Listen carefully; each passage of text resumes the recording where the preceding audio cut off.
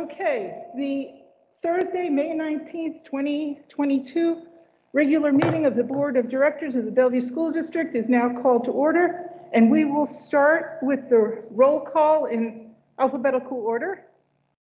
Jane Aris.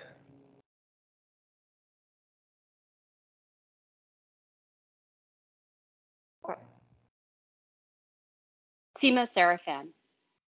Joyce Shuey. She isn't here at the moment. I imagine she's coming along. Director Serafan is joining us online. Yes, I said my name, Seema Serafan. Yeah, can you say that you're there? Yes, I said it twice. I wonder if we couldn't hear you, or I couldn't. Seema Serafan. Okay. Director Shuey? Yeah, we probably have a problem with audio. I could hear Director Serafan, and I also had said that I'm here, so there could be with the audio. Well, maybe it could be a problem with my ears. All right, then Carolyn Watson. Art Jarvis, Superintendent. Okay. Now I would like to introduce our student,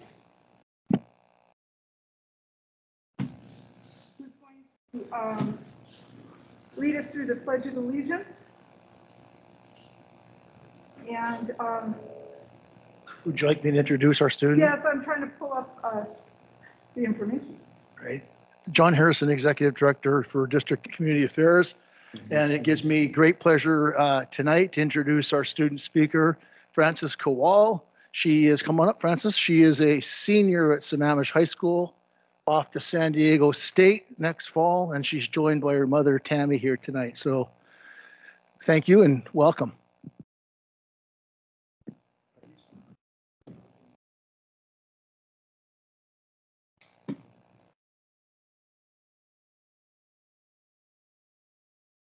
Face the board.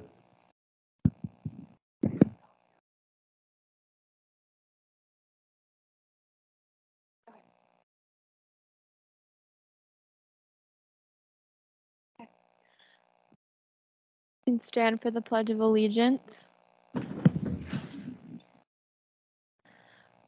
I pledge allegiance to the flag of the United States of America and to the republic for which it stands, one nation, under God, indivisible, with liberty and justice for all.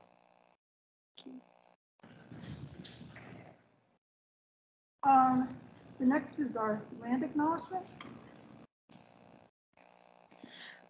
We acknowledge that we are on the indigenous land of the Coast Salish people who have reserved treaty rights to this land, specifically the Duwamish and Snoqualmie tribes.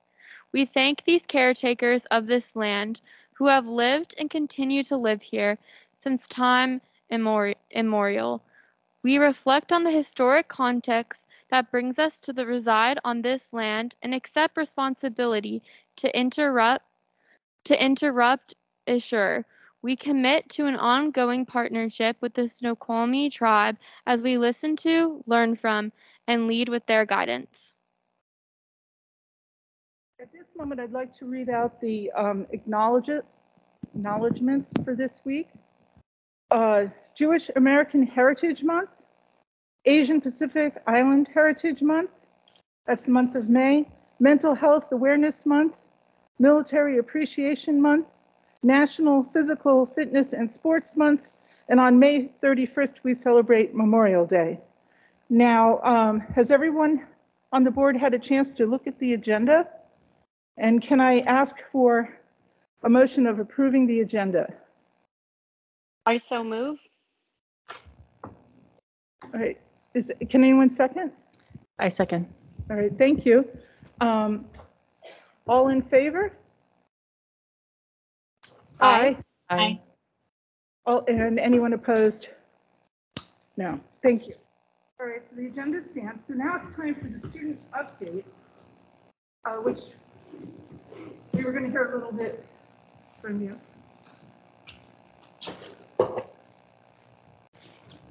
Would you face the board, please?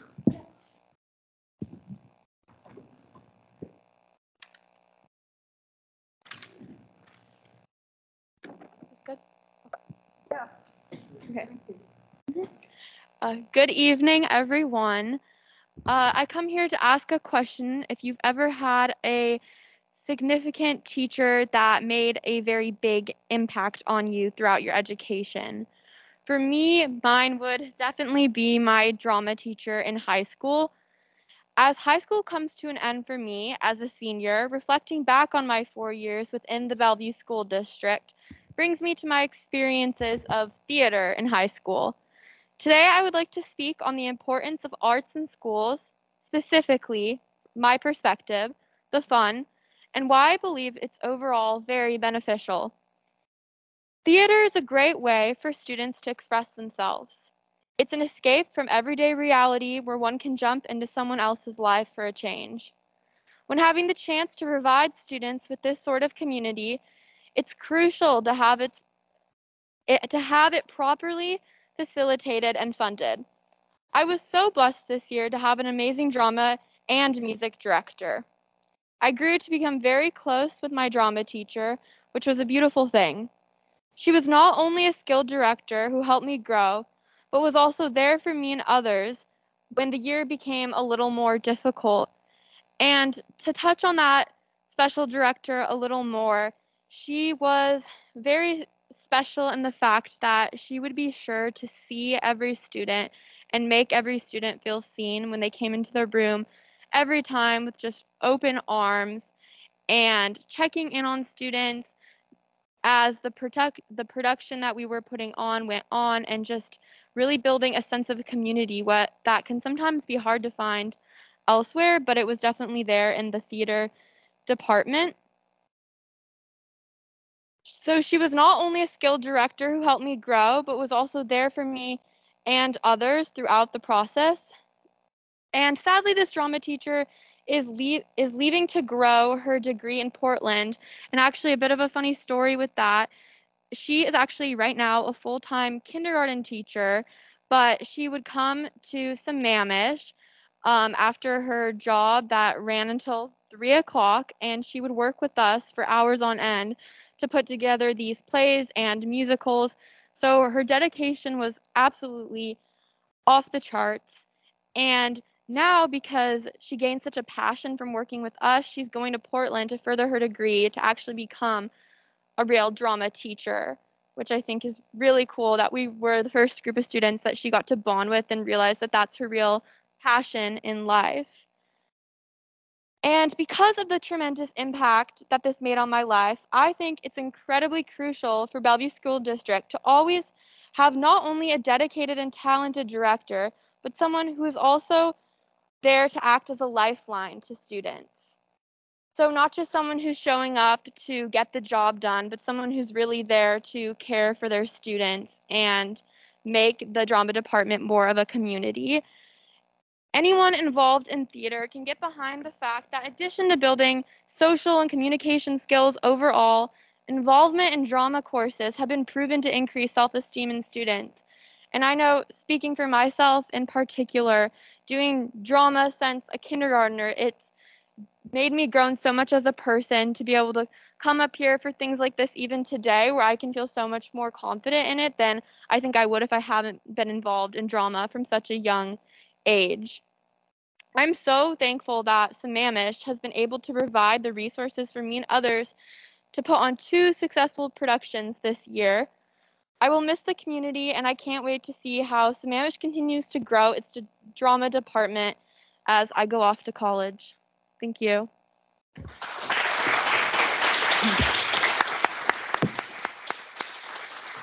Well, thank you so much for coming and for giving us that update. Next, we're going to have a presentation from the Newport High School Rocketry team.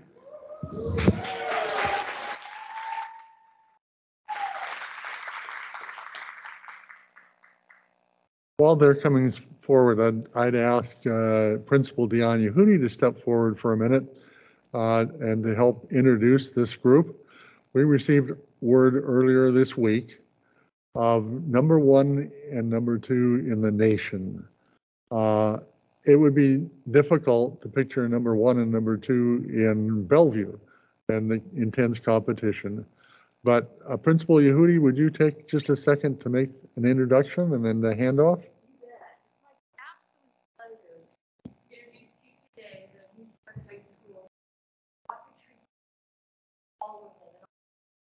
You see online right now is teacher coaches Jeremy Brown. He's coming to you from his home. And Dean was here, Dean Thompson. I'm not sure if he's in the. He's here as well. Somebody else who has provided some supervision for this group. One of the things you must learn about them right away is, as the adults, this is the comment. We've been talking about how we help kids become creators of their future world. Well, I'm telling you right now, they're creating their current world. And they're setting the stage for how they're going to leverage that leadership in years to come. The joke is always when you hear something challenging, well, what the heck? It's not rocket science. In fact, it is rocket science.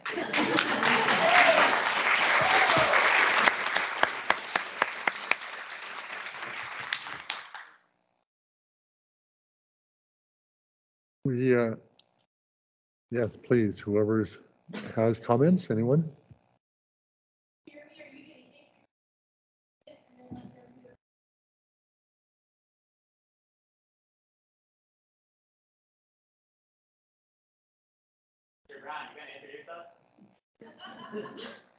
I can't hear you guys. Are you talking to me? Yeah. Yes. Can you turn that microphone on in front of you? Is it on? It is on. Perfect. Can you hear me? Absolutely, Arthur. Thank you very much. Ladies and gentlemen, I would like to introduce to you the 2022 Rocketry team from Newport High School. They are filled with energy and enthusiasm. They are alive with inspiration. They understand science, and their dreams have driven them to places we could only have imagined. This was done for a collaboration of students and teachers and staff in a district that believes in children. And the culmination of 8 years of rocketry at Newport has led to this great event. 8 years ago, a freshman named George Eller, a tiny little freshman, had a dream to build a rocket and go to the national championships. That little freshman now works for Northrop Grumman and was part of the USC first ever rocket sent to space by a group of students. Rocketry is for Bellevue. This opportunity that these young people have is unprecedented. This team will travel to London to compete in the World Championships, international competition, and bring recognition back to this school and to this district. I cannot begin to tell you how proud I am of Arthur, Minghan, Ethan, Brandon, Coven, Vanu, Rosie, Rita, Shreyas, Jason, Justin, Z, Ethan, Tyler, Evelyn. I adore you all, and I appreciate all your hard work, and this school and this school district give you a great big cheer.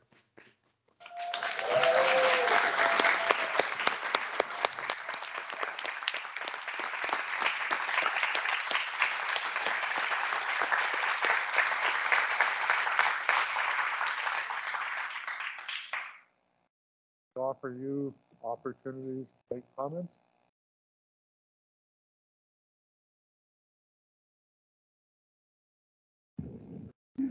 Did you have something more you'd like to say? None. But it's great seeing you.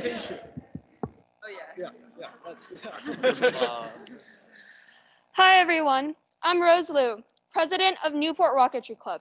I'm here today to give you a recap of what exactly went on at Nationals. Next slide, please.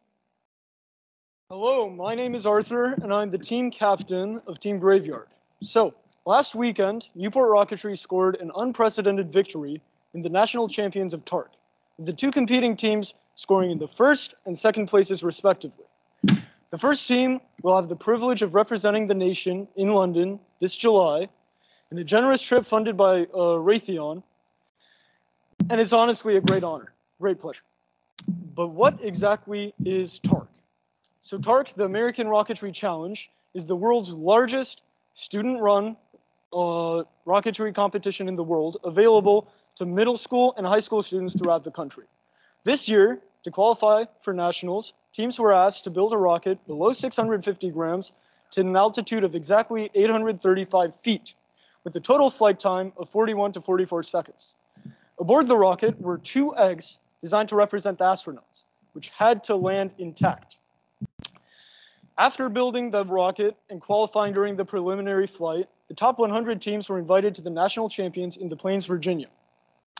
There, teams were asked first to launch to an altitude of 810 feet, 40 to 43 seconds. And after that, the top 42 teams were invited for a second launch to 860 feet and 42 to 45 seconds. These 2 launches were designed to demonstrate the flexibility of the airframe and its design, a real-life application of engineering. Our rockets were completely designed over the free open source software OpenRocket, and our altitudes and times were optimized through linear regression of about 40 to 50 launches throughout the school year. On the board, on the left, there is a drawing of our OpenRocket design, and there's a few photos of our various rockets. Thank you. Next slide.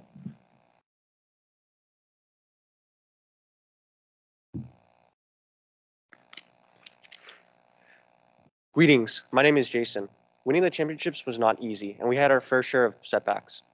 4 days before nationals, our rocket was destroyed by catastrophic motor failure, and if it wasn't for the dedicated and hardworking students in Newport Rocketry Club, we never would have made rocketry history. I'll never forget how readily members of both teams came together for the development and testing of a backup rocket, or hours before we were set to fly out. Of course, our dedication to rocketry wasn't shown only in specific moments. It was a constant every moment that Rocketry Club was active. Every weekend, every morning, rain or shine, we constantly checked for times we could launch and gain valuable data, often at the expense of our mentor schedule. We would work at the strangest times and places to get our rocket set up. The night before nationals, we were in our hotel's weight room, applying epoxy to our fins. If it wasn't for this change the night before, our rocket would not have had the necessary stability to win the national championship. Next, I'll hand it over to Vinu, who has his own story from the same night. All right, so y'all see that egg up there, right? That's not a good thing. So in our rocket, we have this system where we have a coupler, which is just a thin ring of cardboard that we put above and below the egg to keep it in place inside the top section of our rocket. However, we brought the wrong top section, which did not have either of these couplers, to the national competition in DC. So let me set the stage. It's 2 a.m. the night before we fly the rocket. We're inside Arthur's, I won't say dirty, but it's a little musty, the hotel room. And we realize this is the wrong top section. We got to do something about this. So we scour our room looking for anything we could use. And we arrive at the bathroom and we see our toilet paper roll. That's got some cardboard in it. There's some cardboard. So we take the roll, we take a file, put it in between the cardboard and the paper. We file out the cardboard roll at the middle of the toilet paper and stick that in our rocket and use it to win nationals. There's really no other way to describe our team other than that story. We take something we made at the last minute and we win. There you go. Back to Jason.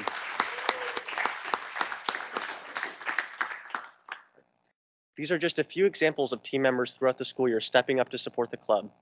On the screen now are examples of our perseverance this rocketry season. Next slide, please.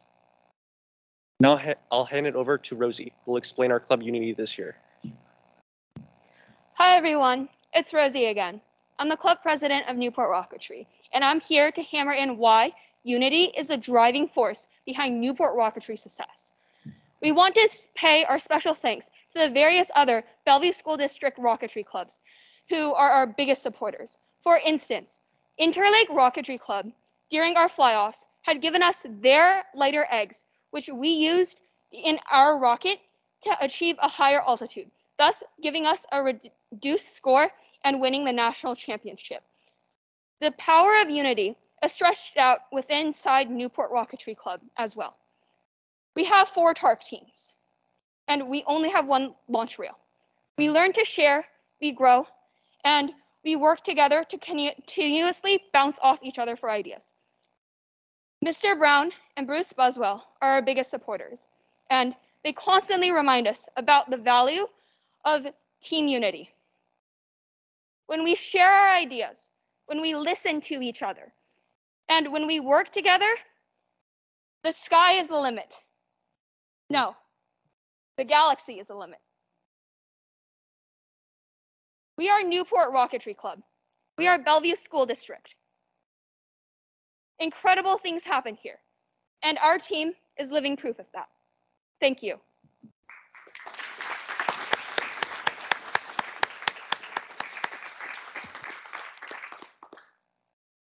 Well, thank you all for coming. It's so great to see you in person and to hear about this victory. Fantastic, actually, amazing.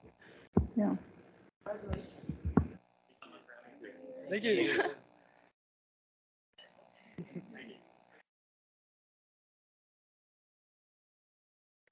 Next on our agenda is time for public comment.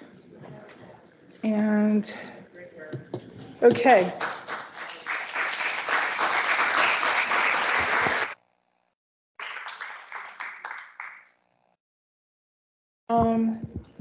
I have a great big amount of guidelines to read out, or do we assume that everyone can see them? Do we want to put the slide back up? We have one speaker. Let's see if the one speaker has read the guidelines. We can go ahead.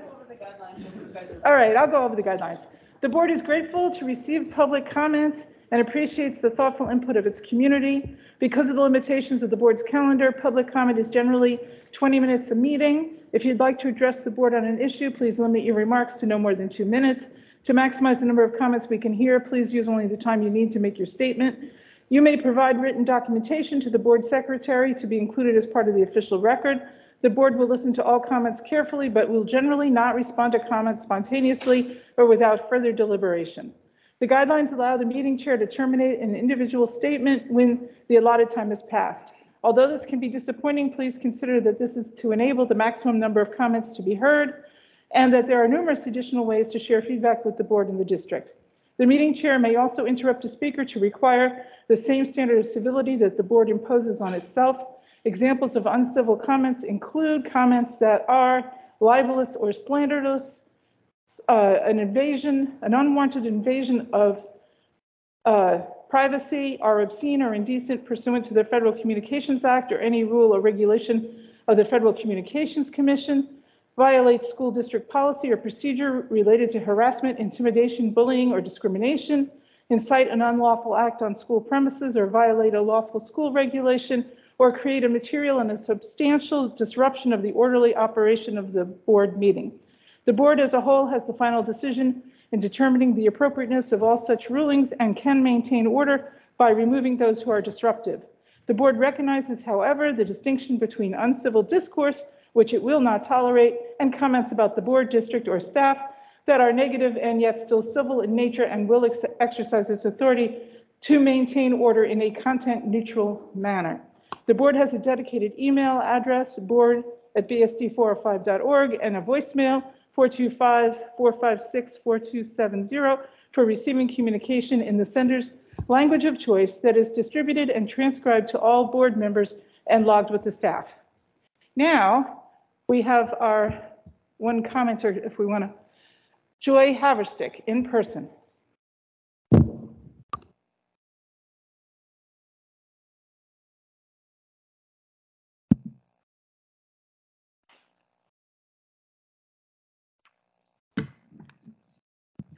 Thank you. I appreciate that. Okay.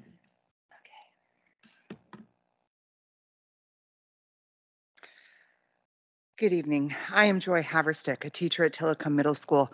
I am here this evening to ask that you waive the board policy 6970 that requires a 5-year waiting period before naming a part of a building after someone. Behind me are Kristen Beeler's family, colleagues, and former students.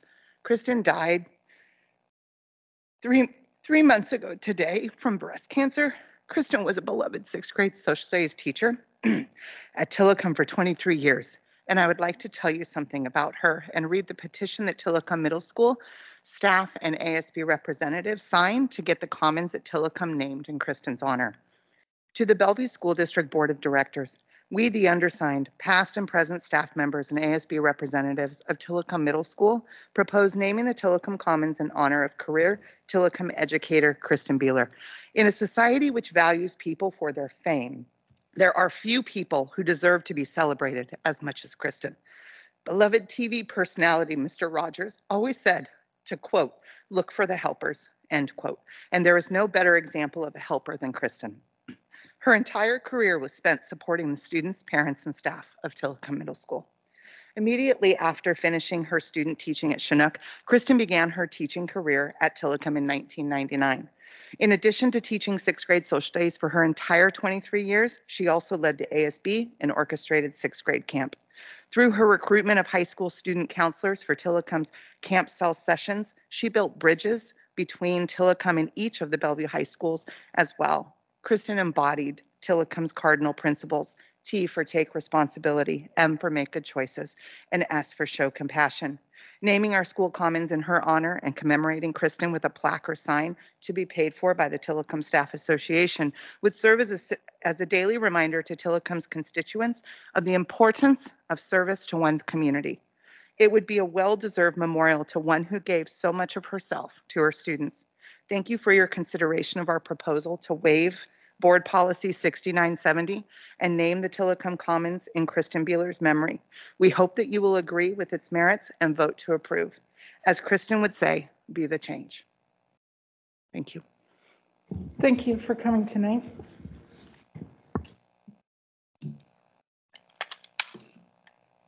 The next item on the agenda is the consent agenda. May I have a motion to approve the consent agenda, assuming everyone's had a chance to review it? So moved. Okay. Do I have a second? Well, I don't know if I'm having trouble hearing or not, but I can second it. All those in favor of approving the consent agenda, say aye. Aye. Aye. Aye. And anyone opposed? So the consent agenda is approved. Okay, now we go on to superintendent update. Thank you, Madam President. My apologies, we knew we disrupted the schedule slightly by inviting the students, but we actually just could not pass up the opportunity to recognize the young people. Thank you for allowing that. But I'll try to make up a few minutes here. We have two reports. As Wendy comes forward to speak to the report on nutrition services, I told her that this was a report of heroes. And the report isn't just 1 year, it really is a look at 3 years and the service that was provided by our nutrition staff and others. So Wendy, our grateful thanks for the last 3 years worth of food service. May I interject? I think that we're back on track time-wise, so no need to hurry any faster than you were supposed to. I do talk rather fast, but I will try and slow down a little bit. As Superintendent Jarvis mentioned, we decided in putting this together to really walk you through kind of a journey of what the last 2.5 years have been for nutrition services. I will say up front, this was a very kind of emotional presentation, I think, and a little bit cathartic to put together.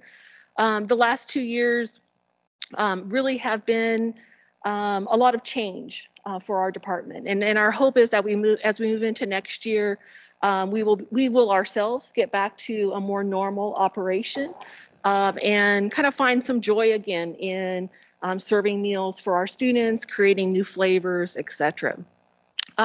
So in taking us through our journey, for us really, starts back into what was really the last traditional school year. So that 2019-20 school year, we were a very small program.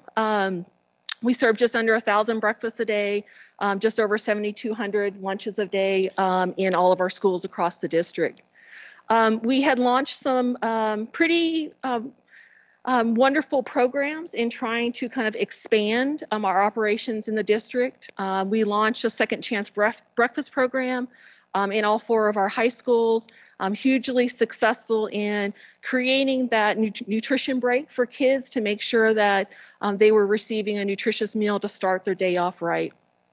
We are also working on plans to introduce students to new flavors and also alternative proteins like beans and tofu through our Passports to Flavors of the World program. And I highlighted for you a little bit of kind of the venture that we were going on with kids that year, introducing them to falafel, tofu, pho noodle soup, banh mi sandwiches. And then I also kind of document some of the things that we had also in the works for the remainder of 2020. But as we all know, mid-March of 2020, everything changed, not only for the district when the schools closed, but also the new challenge for nutrition services of how would we continue to provide meal services to students once our school doors close. I am very fortunate to work with a core group of very dedicated kitchen staff and also administrative staff who work that weekend to really look at how do we reimagine the school meal program. We're very traditional, very structured program. We have a tremendous amount of federal regulations, but how do we create a program that remove the walls and the barriers of students coming to our program and receiving a meal within school buildings? What we worked on, thanks to waivers that USDA issued very quickly, was a program that we referred to as the Meals to Go program. And I'm not going to walk you through all of these slides. I do encourage you to go back and review through them. But one of our biggest kind of successes is the following Monday after schools closed, we reopened with our very first grab and go programs. Our staff moved outside of the kitchens. We literally were on the street, in front of our schools, handing out meals to children and families that came to us accessing or wanting to access meal services. We also opened that Monday by providing in-person services at some of the emergency child care centers that not only our district were operating, but also the Boys and Girls Club. That same week, we opened up a third grab and go program for families to access through Stevenson Elementary. Then kind of walking you through, we looked at additional ways as we were hearing from families that buses were no longer operating, they didn't have cars, they didn't have ways to get to us. How could we expand our services? That's when we teamed up with the transportation department and created our mobile meal program. Looking at 26 different locations, all corners of the district that families could go to, kids could go to themselves, meet the bus drivers, and pick up a meal and take home. That meal included a reheat ready lunch and next day breakfast so that we were trying to make sure they had the freshest food possible available to them. So in addition to our grab and go program, our bus program grew so much at some of our locations that we opened up additional grab and go sites. So before the end of the school year in 2020, we actually had 7 grab and go sites that families could go to in addition to our mobile meal program. Those efforts by the end of the school year amounted into over 170,000 meals that we handed out to children in our community. On average, we were serving about 1,500 kids a day through this program. Those efforts continued then into the summer. And as we know, we don't always have great weather, so we had to find creative ways outside to make sure that we kept the dry while families were coming in and picking up meals. Those efforts after summer extended into the 2021 school year. As we know, we weren't really back at the beginning of the year in normal operations. So we continued our grab and go efforts. Serving that year, nearly 550,000 meals were handed out to children through our various programs, including our in-person services when we brought back special needs students, and then as more students came back through the hybrid education program.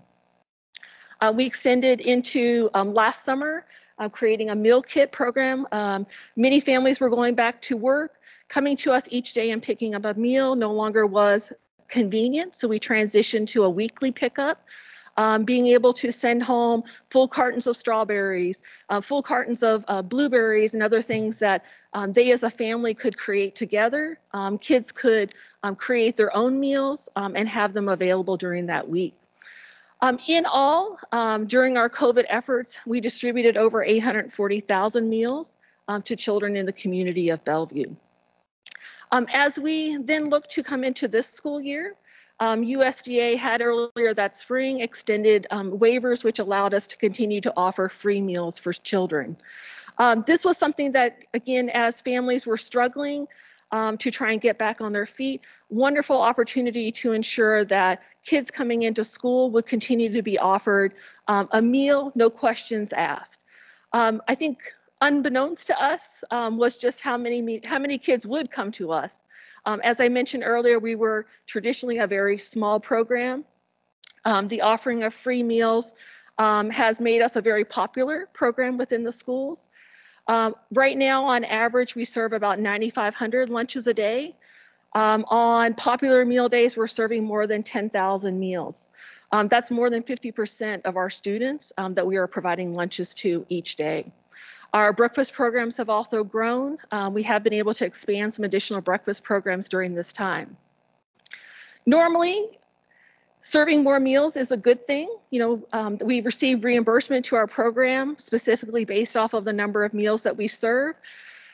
But you combine that with staffing shortages, which have continued throughout this school year, and supply chain disruptions, we have what I refer to as the perfect storm. How do we make sure that every kid that comes to us is continued to be provided a meal when we're struggling each day to make sure that we have enough pairs of hands in the kitchen and enough food on site? So it has been something that really each week we work through trying to ensure we can put together the meals and have enough food available in each one of our schools to ensure that kids are fed. So as we, just give you a little bit of a visual comparing back to the 1920 school year to this year, the daily average per month of meals that we're serving in both breakfast and lunch. Just pointing out that the month of April is really when we transitioned back in 2020 to our grab and go program. So that's why you see a little bit of the variation there. The blue being the 2019-20 year and the orange being the current school year. So this kind of shows you the visualization of kind of the growth that we've seen. As we're looking to next school year, while we would very much like to continue to offer free meals to students, as of now, the waivers that have allowed that are set to expire on June 30th. So we are operating with the assumption that we will return to the normal methods of meal distribution, where students will be provided meals based off of their eligibility for free, reduced price, or paid meals. With that, we do expect our meal participation will drop and decline. And with that, much needed revenue will also decline in our program as well. There's a direct correlation between number of meals served and also the revenue that our program receives. Concern, given that we still are seeing rising labor costs, food and supply costs, combined with that loss of revenue. We do anticipate once USDA releases additional information that we will have a need to come to the board in the next month or so to request a paid meal price increase for next year to help us ensure that we can try and meet our expenses for next year. One other concern that we have as we move into next year, again, revenue related, has to do with the anticipated rise in school meal debts. One concern is, families have been provided the opportunity to receive meals for free for the last 2 years. Families may be disconnected from the process of needing to complete an application. So we will really need some assistance in circulating information, reminding families of the importance of completing that application to ensure that their kids can be provided meals either for free or under the reduced eligible program. House Bill 1865, the Hunger-Free Student Bill of Rights, requires that or ensures that any student that requests a meal must be provided a meal regardless of their ability to pay for that meal. So those factors does have a concern for us in what may be a growing debt in our program. The first year that this law was implemented, our debt within Bellevue doubled. We previously had been $15,000, this doubled to $30,000 on school meal accounts. We also have some nutrition standards that we will need to look at. We're not very concerned about these. We have offered whole grains, lower sodium entrees, so we're not concerned about really implementing these for our program. And the last thing that I'll share is perhaps some good news. We have about 700 families in our district whose students qualify for reduced price meals. Traditionally, a student that qualifies for reduced price meals is asked to pay a copay. It traditionally is 30 cents for breakfast and 40 cents for lunch. Last April, our Washington State Legislature did approve funding to remove that copay. So we will essentially be able to provide meals to both free and reduced price eligible students for free next year. And while we may not think that 30 or 40 cents is a lot, to our families that qualify for reduced price meals, $2 a week for lunch is a lot. So being able to ensure that they can continue to provide nutritious meals for free will be a huge benefit to them. Thank you very much. If I may tease Wendy just a hair, when we first talked in the kind of the first draft of the report, Wendy was very concerned over what's going to happen and how to keep the program solvent. But I said what's missing is the celebration of the heroes that have fed our children for these 3 years, and the magnificent work to pivot, as an overused word, literally on about 48 hours notice and figure out how to prepare the food, serve the food, how to handle this for this time. I asked her to step forward and tell the story of she and her staff and what a marvelous job they've done to feed Bellevue. So as we're trying to do with the superintendent report and reports, you certainly can do the way you want, but I would take questions and try to get back to you with more details if you want to follow up on the report. So, Madam Vice President. Okay, let's see, how do we structure this? I just wanted to say thank you, and I just recognize all those challenges that you overcame, and I really like some of those creative solutions, like the meal kit in the summer, and it's just, you know, you had to work through so many things, so thank you. And I've been really proud of our district for this piece. I was bragging to friends from other states. So do other board members have something they want to add? Joyce? Thank you. Thank you. Thank you for an outstanding presentation. Really love the energy and love all of the great information and love the statistics, and have heard a lot about the heroes. And thank you, Superintendent, for promoting that as part of the discussion today, because it's great for the community to see that and to remind ourselves of how quickly we pivoted. While some may think it's an overused word, it is something that just, it was a 180. And so thank you for all of that.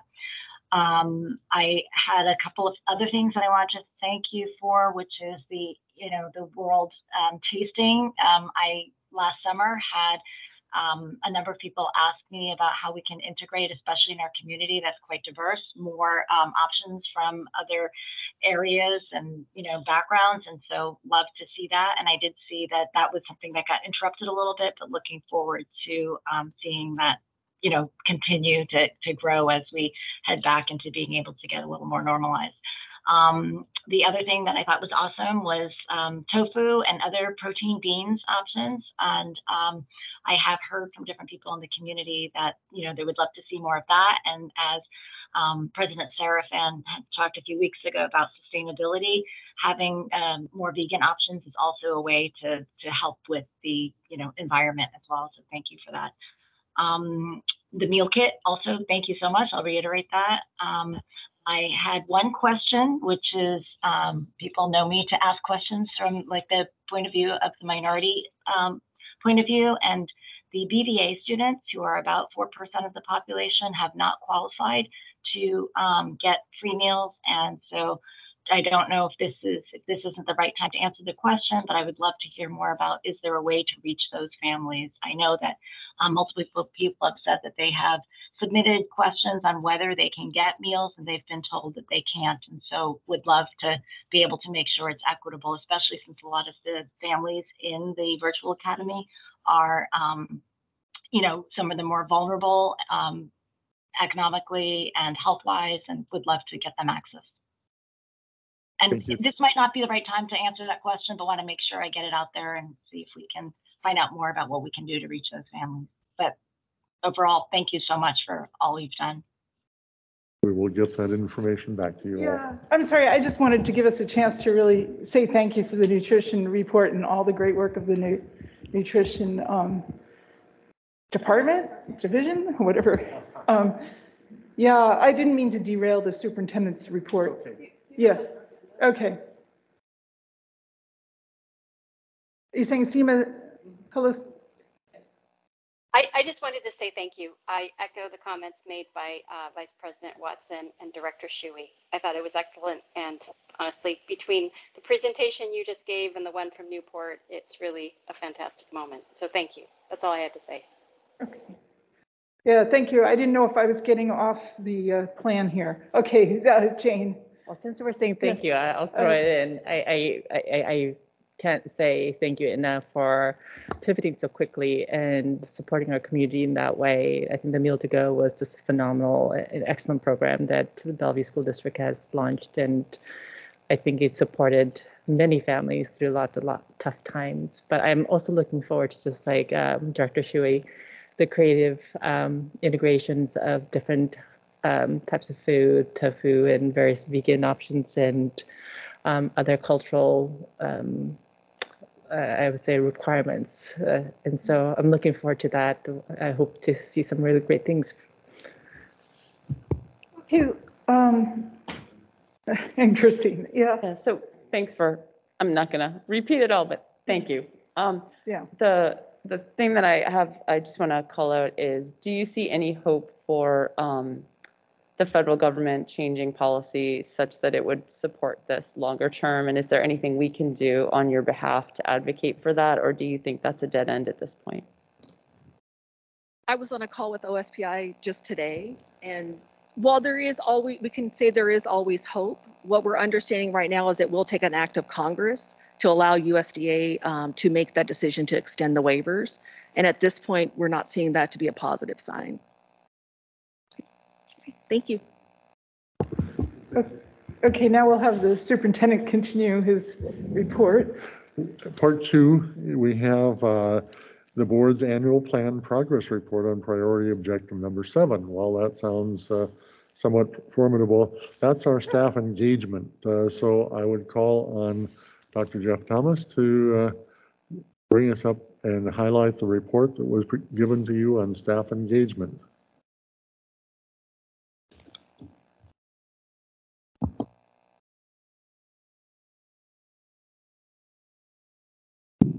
Thank you. On? Yeah. Thank you, Dr. Jarvis and Board of Directors, and I cannot thank my colleague Naomi Calvo enough. Dr. Calvo is really, I think, so much of the data analysis and really thought behind making the survey work and then making sense of the results. So thank you for your work and your department. I'm going to take just a couple of minutes to go over some of the key points and emphasize.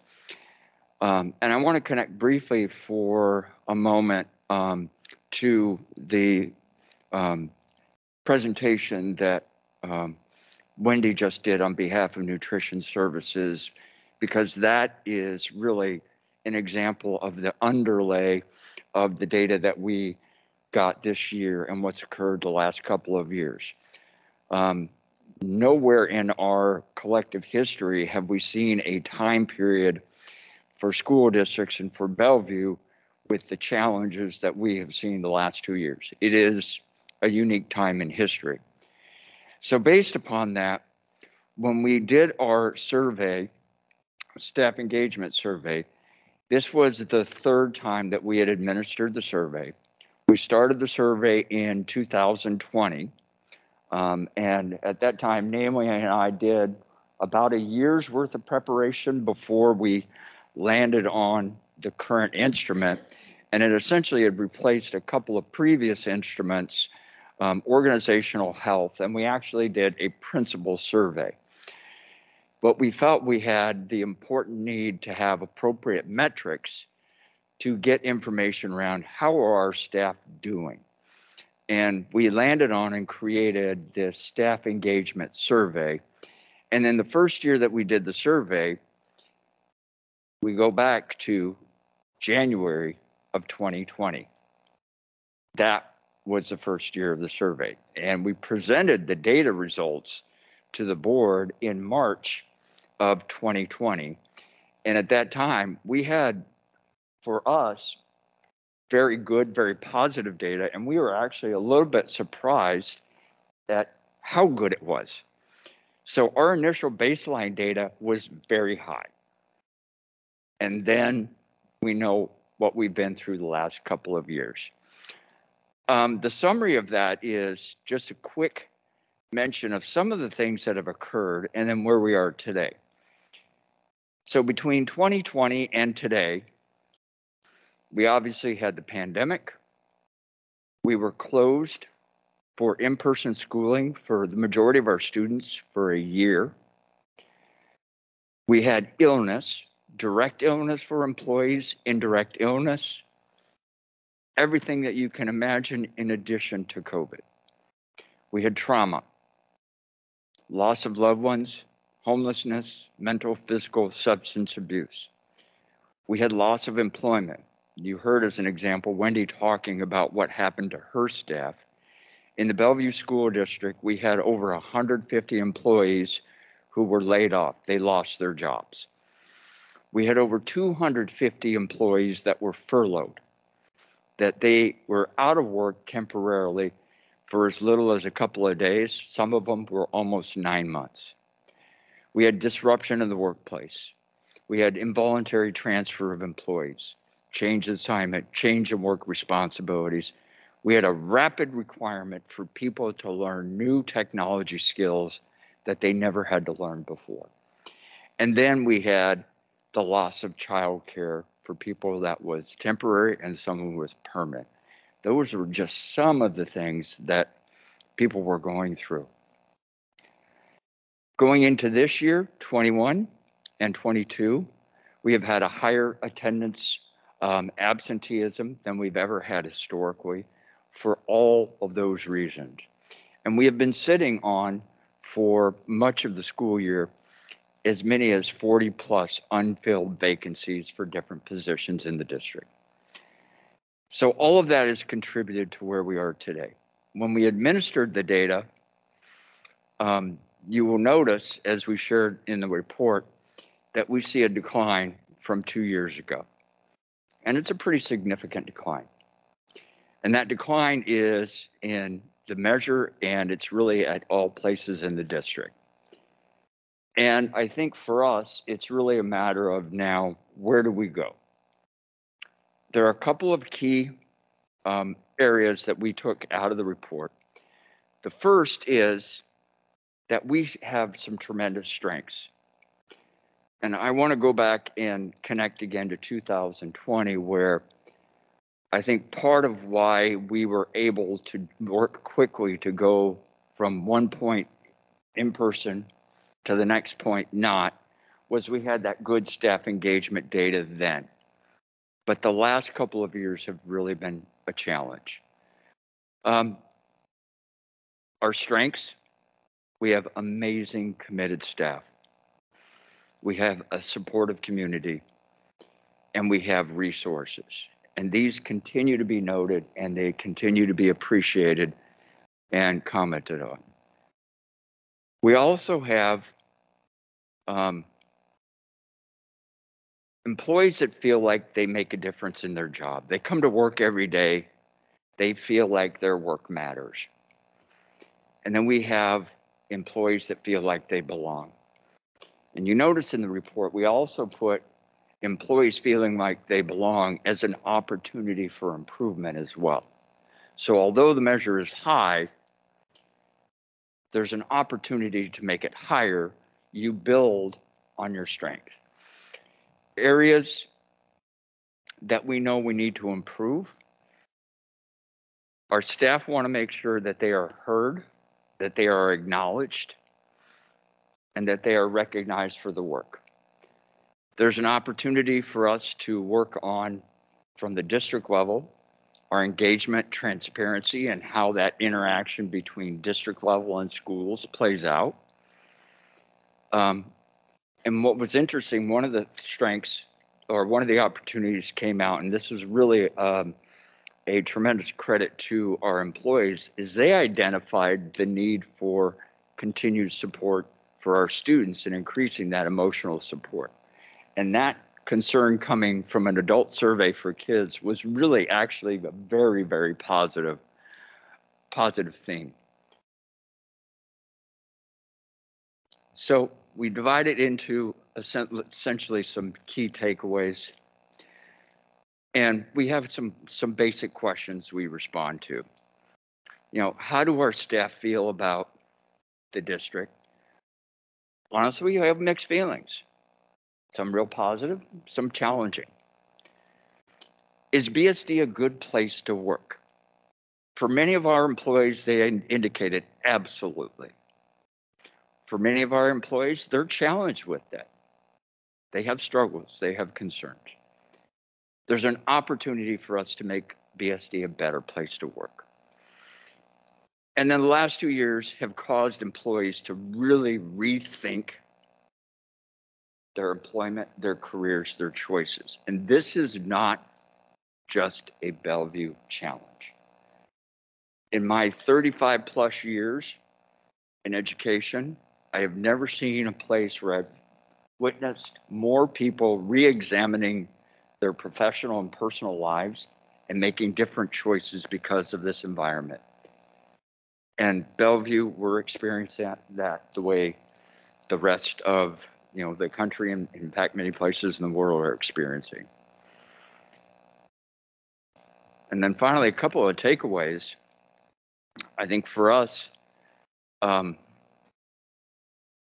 staff engagement survey helps us look more closely at our employees in lots of different ways about where we are today. It's a snapshot in time, and we take that snapshot and we try and look at what can we do going forward.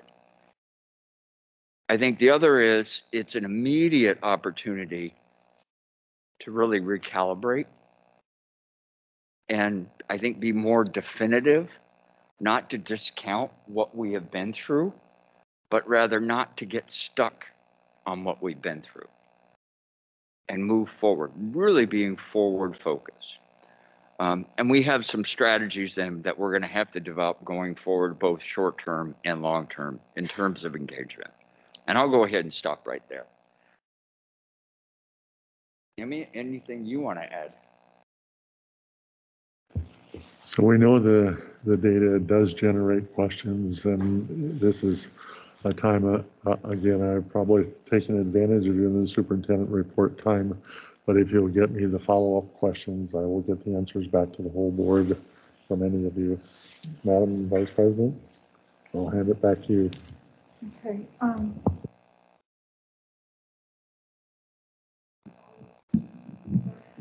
If you can get the follow-up questions to me, I will get the answers So back just to all of you. do them that way instead of now?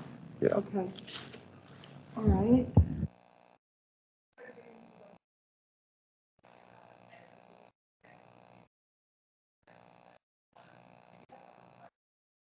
He's asking for us to submit it to Art, and he'll get it. Yeah. Okay. So I guess the questions to you, Dr. Jarvis, is do we, because especially with the last couple of years of tough, we're tough, and we know that people are making different choices, whether and leaving our district. Do we have an exit survey or questionnaire to capture why Is it, to really understand, is it because, whether it's family related or work related, or to capture that so we know if there's a room for improvement that we could work off that. And the other is, I appreciate that we have the survey to hear, and that was obviously a capture of a moment.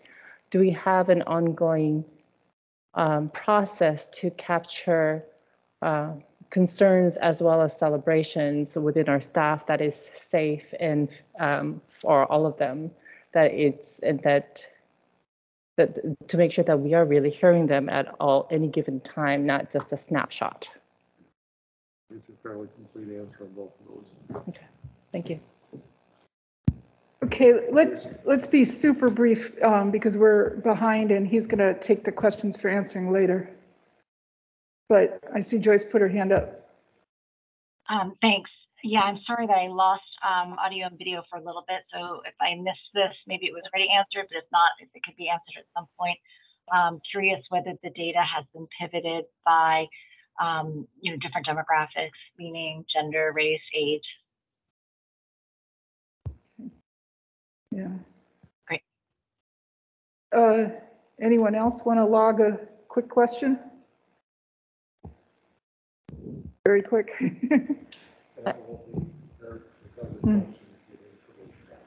I'm wondering what groups, what we're doing with staff in terms of like bringing groups of staff together to have ongoing conversations and to like connect them. We have a wonderful group called the Bellevue Educators of Color who talk about one set of issues. I don't know what other groups we have for employee groups, but how do we nurture those? What are they, and how do we interact with and learn from them so that we can also support them? Okay, unless somebody else is, who hasn't spoken has got something, I'm going to just go on ahead to board business. And so that will be item number 5. And our first thing is our board action on the Instructional Materials Committee's recommendation for instructional materials adoption. So I would need a motion if someone would like, has read the materials and would like to move that we follow the committee's recommendation and adopt the instructional materials for math. Can I have a motion like that? I so move. Okay, thank you. Would anyone like to second it? Seconded. Great, thank you. Is there any discussion needed?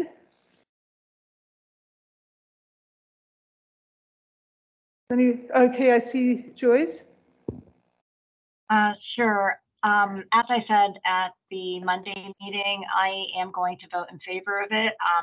It is the way that I understand that it works is that it's very binary, where we don't get into making any changes or suggesting any changes. And I know that the committee worked hard and put a lot of time and effort, and I trust them as the subject matter experts to have made the best decision for our district, and I will vote in favor of it. What I wanted to just say on the record, which I said earlier on Monday, but wanted to say here as well, is that I do have some concerns in seeing it discussed that it may favor kids who have stronger verbal skills and may disfavor, in some cases, kids who don't have as strong verbal skills, either because of temperament or because of coming from another country or for whatever reason. I want to just make sure that the teachers keep an eye on that and make sure that we, are nurturing all the kids regardless of their verbal levels.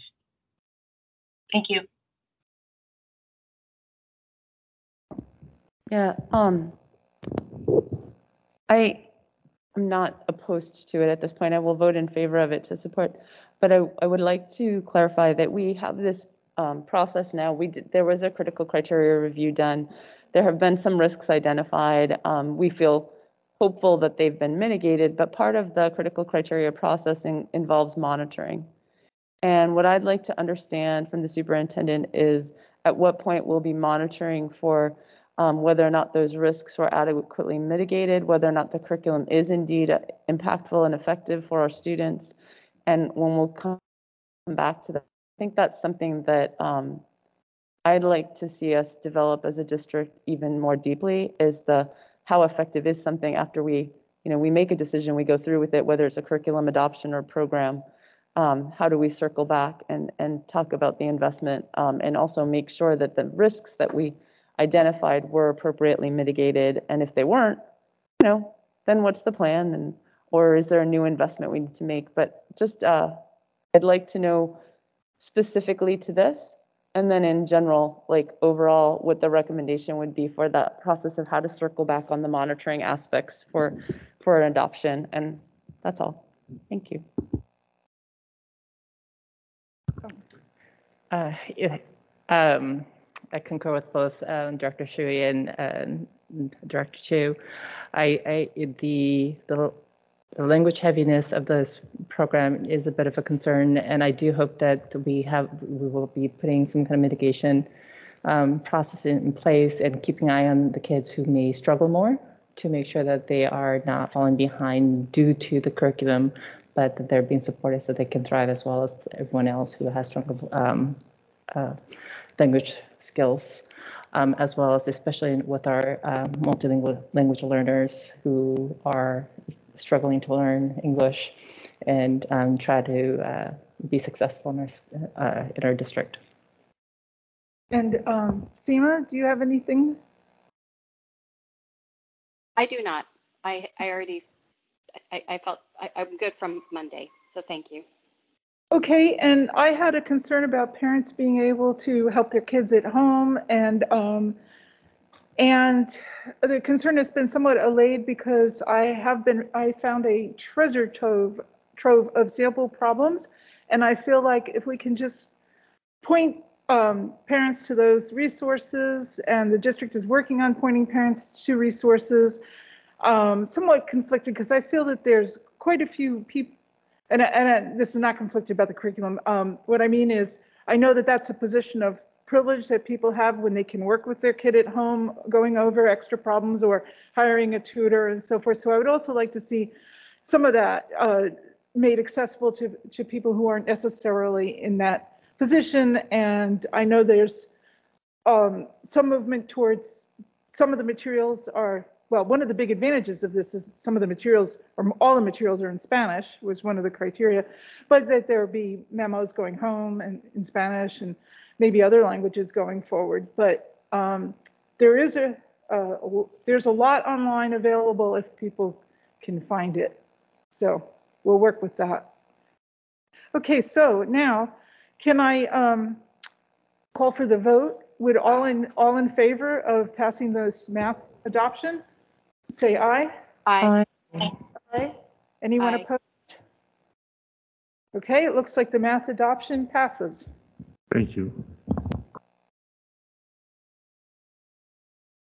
Next thing is we have the award of the construction contract for Newport High School modernization and addition. So, Well, Jack is coming forward. We are recommending the approval of this award, and it's not often we approach that 100 million, but you can see the recommendations. So, Mr. McLeod. Yes, we're seeking award of contract for Cornerstone Construction for the Newport High School modernization and addition in the amount of $97,911,036. And as Dr. Jarvis said, this is approaching the 100 million for a project. It is over our estimate as noted here. And so there are several things. One, this is a 3-year project. And so a lot of the contractors, subcontractors, trying to hold prices for 3 years based on the kind of prices they're getting today. And that's, it's a bit of a challenge out there. So there's some things out here that have inflated the numbers here a little bit, not to mention just the overall increase in construction commodities that's going on in non-residential work, which is about 41% over the last year period of time. At any rate, we are confident that we'll be able to handle that. We have good budget management, and we still have some headroom to be able to go ahead and address the changes.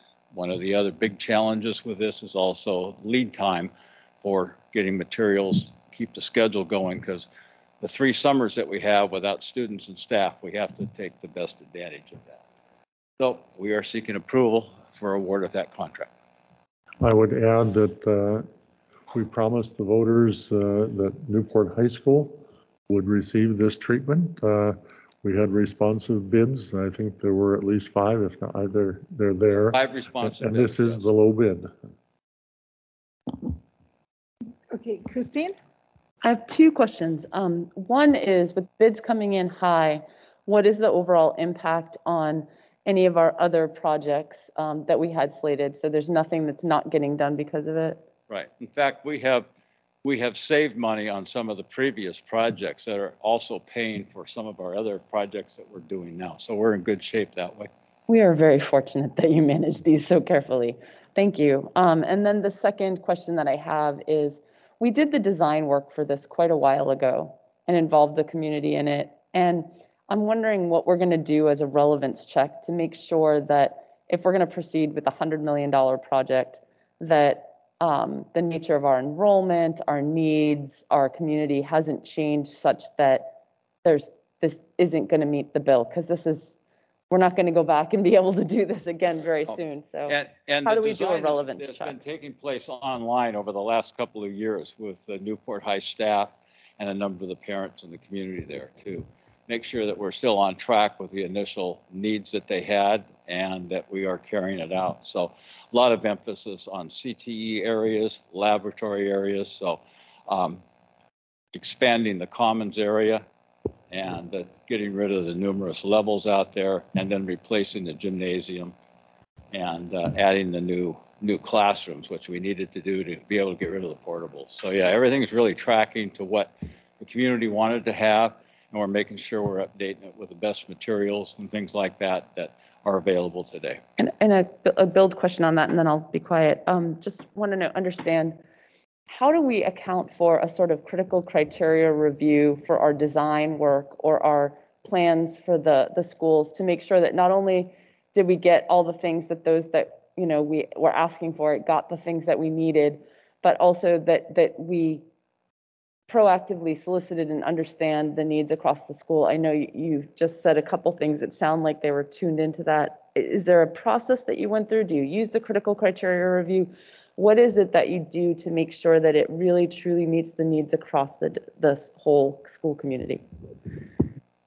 Yeah, all of those things. I mean, we attend a lot of conferences, but a lot of it's just reading materials, looking at things that are out there, where the trends going on across the country in terms of educational facilities.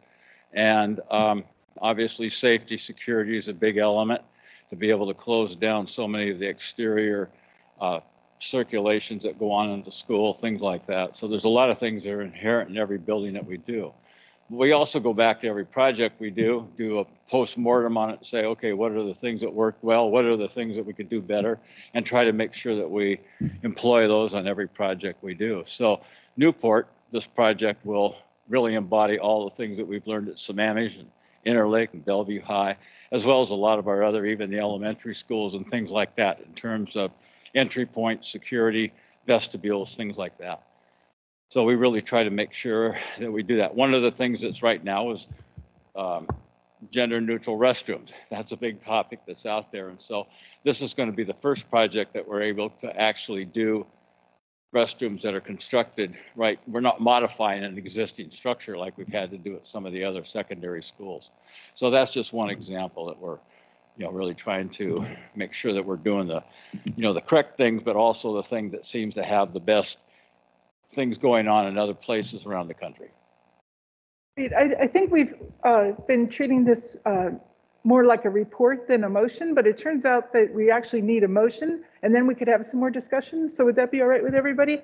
I need a motion that the superintendent or his designee be authorized to enter into a contract for the construction of the Newport High School modernization and addition with Cornerstone General Contractors in the amount of $97,911,036 or.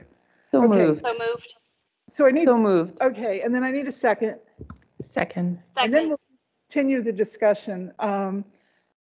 So I think Jane wanted to say something. I appreciate the fact that you've looked across the country as far as to making sure that we're staying on top of the trends. My question to you would be, are we looking beyond the country and internationally to make sure that, given our mission statement is to make our students to be creators of the future world, emphasis on the world, making sure that they're competent global citizen, are we looking beyond our borders to make sure that we're really incorporating that we have a facility that will lead them in that direction? That's a good question, because NAC Architecture, who's the architect of record for this project, has done a number of schools in Singapore and different areas in Asia. And so, yeah, the architectural firms have really broadened out their perspective beyond just what's in this country, but looking at everything real worldwide. So it's a very global approach to it. Oh, great. That's awesome. Thank you. Okay, if there's not any more discussion, I'd like to have the vote. Seema has her hand up. Okay, I didn't see that.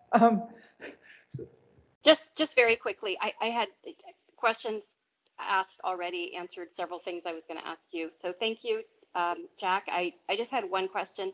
I think very happy that this is the same contractor that did Stevenson. I think the one thing I think was covered by what you said in your cover memo. If you said the cost of labor and materials had gone up by 40%. So if in the 3 years costs are dramatically higher, that would be borne by the contractor, correct? Meaning I do not know the contract well enough to know if there's a clause where this could be revisited. So I guess that's my only question. Thank you. Yeah, this is Newport was a hard bid project. In other words, we opened sealed bids, and that was the actual cost of all the work from start to finish for all of the labor, the subcontractors, all the materials. So there's no provision for contractors coming back. So they're building in some escalation into their bid numbers. But again, what they're trying to do is making sure that working with their suppliers and the rest of it, they're able to go ahead and pretty much ensure that those are going to be the numbers that they're going to get throughout the course of the project. So there could be some things that have to be changed a little bit. I think one of the biggest things that we are really watching right now are what are going to be the supply chain issues. In other words, we've already experienced down in Puesta del Sol. We had a concrete strike that took concrete off the market for about 5 months. And so we're still recouping from that one. The other thing is some of the mechanical things, electrical switchgear. We know that is a long lead item. It's like 50 weeks out, and we need to have it ordered and on site so we can do the work next summer to be able to re-energize the new gym and things like that. So what we did to hedge on that is the district went ahead, pulled that out of the contract for the electrical subcontractor, and we procured the material ourselves for the switchgear so we could get it ordered even before we had this project out to bid and where we're here tonight. So we did that just to be able to make sure we had things like that to be able to meet our schedule and not have any delays that way. Because delays are one of the things that are one of the areas that a contractor can come back and be able to get some kind of relief on if there is some kind of a delay that causes them to have to be on the job for a longer period of time. So thank you. That answers my question. Thank you. Sure. So is there any more discussion? Wow, that's like one micro little hand raise from across the room. So I'm sorry I couldn't see that. If there's not any more discussion, I would like all in favor to just say aye. Aye. Aye. All right. So the motion carries. Okay, thank you very much. Good to have a Newport High School modernization. Thank you. Okay, next thing on the schedule is our graduation schedule. I think you could all hopefully see it in board docs. And what I'd like to do is just, I'd like to move that we all approve and agree to this graduation schedule. Would somebody second that? I second. Okay, do we need some discussion? Do we normally vote on this? So like if somebody can't go, does that mean that we'd have to vote again to change it? Or I've good never had us question. vote on this, Let's so I ask. just didn't. Yeah. No, this was just a very unusual circumstance where with some of you participating remotely and some of you and just the changes post-COVID in making sure that the schedule was decided in an open public meeting. That was it. Okay. So maybe we could all just say, does this work? And yeah, and that way, that way, if there's a change, like somebody can't make it and we have somebody sick and someone fills in, we don't have to not fulfill a motion or something. That's completely fine. So we don't want a formal vote, but we're just all saying right now, we've seen it, we're okay with it at this point. Yeah, and Okay. I would just like to thank SEMA for taking on 3 graduations in 1 year. Oh my. That's a lion's Yeah. share, and I really appreciate you doing that to enable 2 of us to attend our own children's graduation without interrupt, and to also support the health needs of our other board. Thank you very much. My pleasure. I have to say this was done by Director Chu in years past, and I'm happy to do it. And I think I hope our community understands we're doing the best we can. So I'm grateful to all our board directors, and I'm good with the approach we're taking. So I'm really pleased and excited for everybody. So thank you. Okay, so now we've all seen the schedule, and so I'd like to go on to superintendent search item number 6, and some update on the community listening sessions. And this is, I'm wondering who's giving the update? How about that?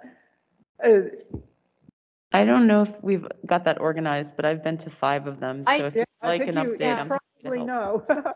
Yeah. Yeah, I was going to say we can make this as short, or it doesn't have to be 20 minutes, and I think an update from Director Chu would be great. So we learned a lot, right? We did our first one at our last board meeting 2 weeks ago, and thanks to staff, it was pretty well organized, and we had everything all set to do it online and in person, and that was great. And we had some good discussions. We also learned that there are some topics that folks do want to bring up that aren't necessarily set to make all of our community feel comfortable, and not just feel uncomfortable. I mean, we all need to feel uncomfortable sometimes, but the borderline on some of our policy violations. So it's going to be really important to do a couple of things. We updated the guide for the small group discussions, so please make sure that you can access that. And let's make sure that we read our purpose, and let's make sure that we read our norms. And folks need to understand that our purpose is not just transactional, that there is a long-term relationship building that we're doing to really foster. We've started these a couple of years ago, and the fact that we're invested in them and need to understand. I got some feedback from folks that they need to understand that this is more than just extracting information for this one event. So this is about relationship building and really committing to our community that we're there.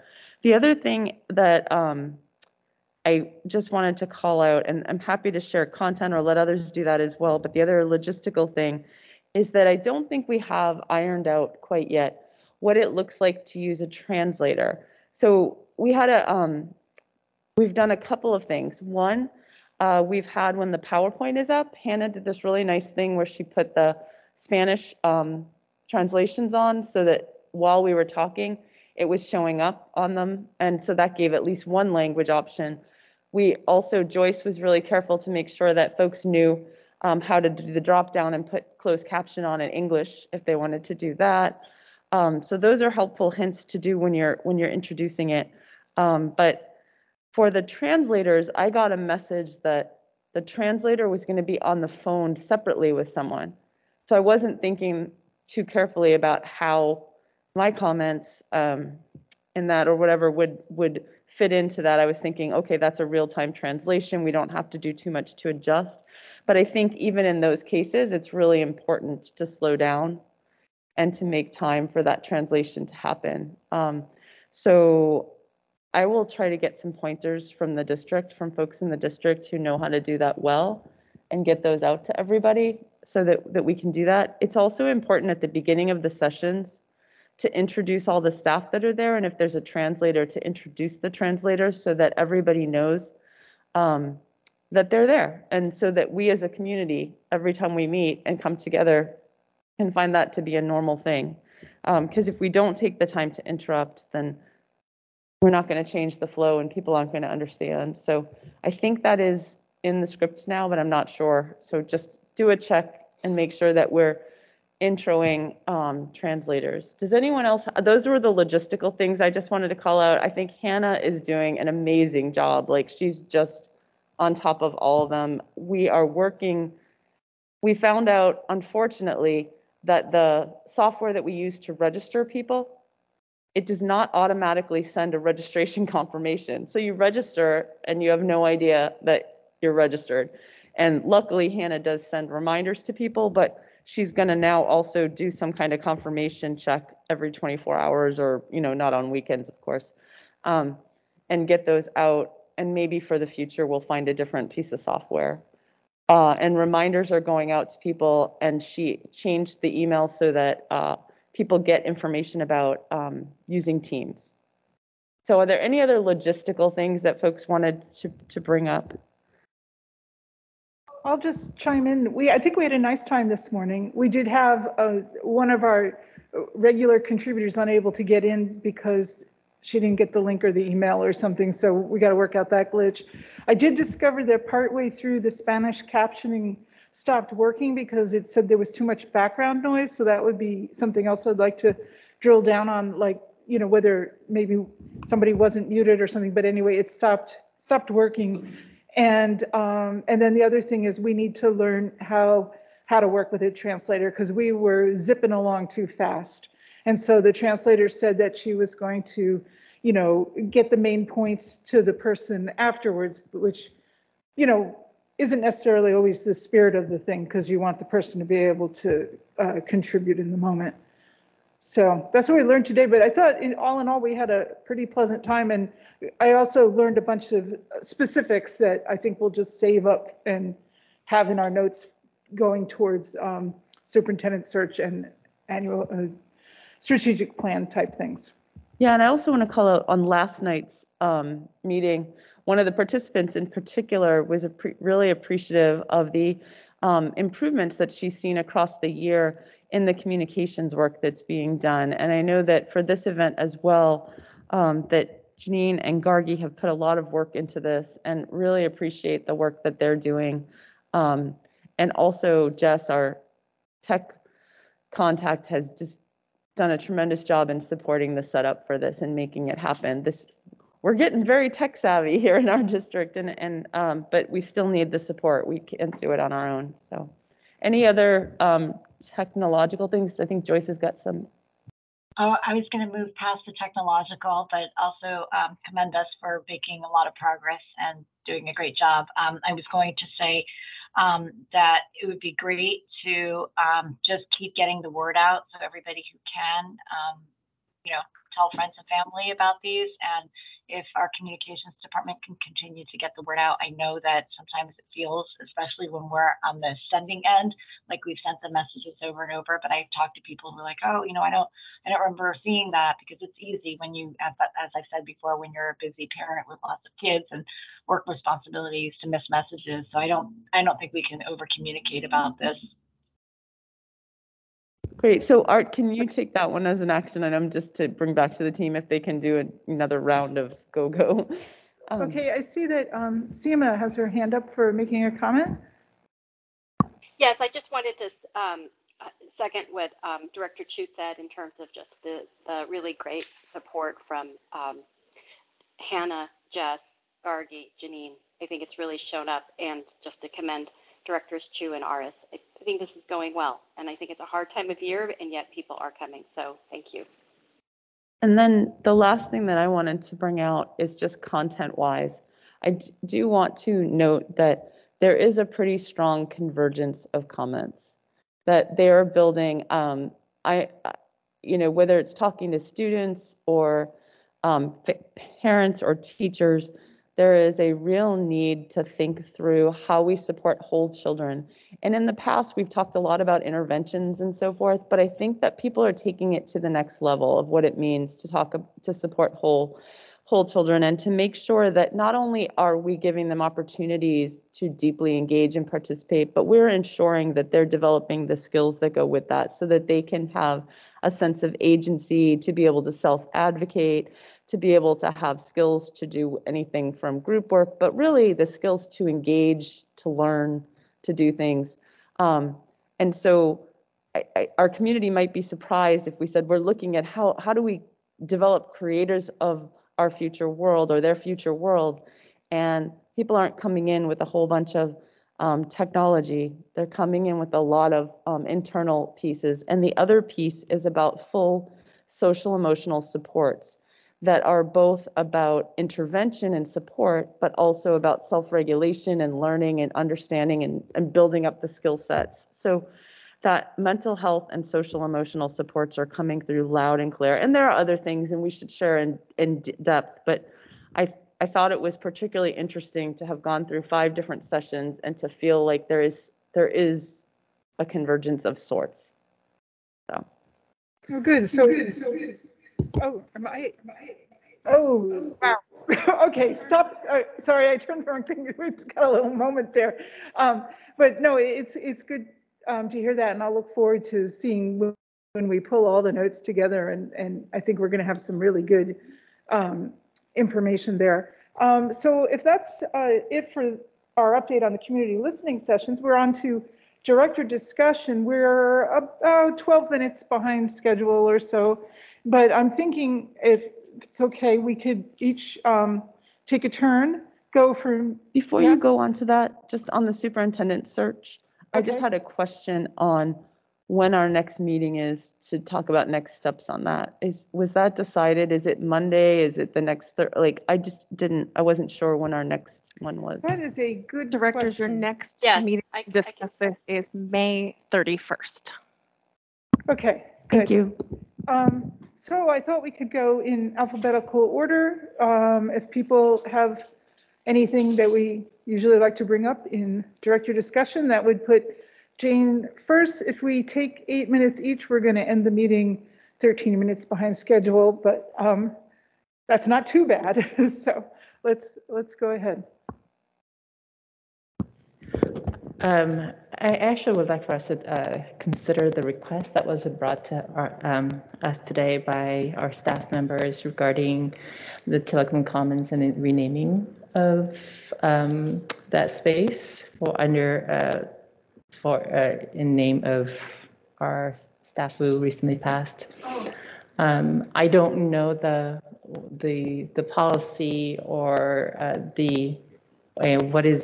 what would prevent us.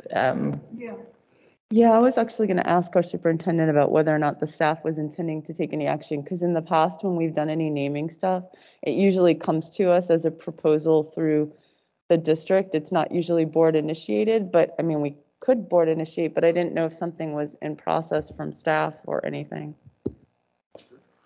John, would you comment on the draft? Yes, Director Chu, you are accurate.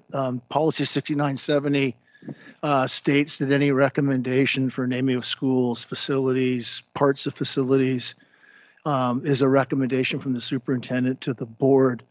There's a piece in there that says, though, that if you're going to name a facility or portion of a facility after an individual, the relationship with the district needs to be 5 years out. So it seems to me that they're not able to make that recommendation for the district's consideration because of the policy prohibition. So, but to your point, your question, has the staff considering and thinking about this? No, this is the first time, at least since I've been in the district, where this has come up.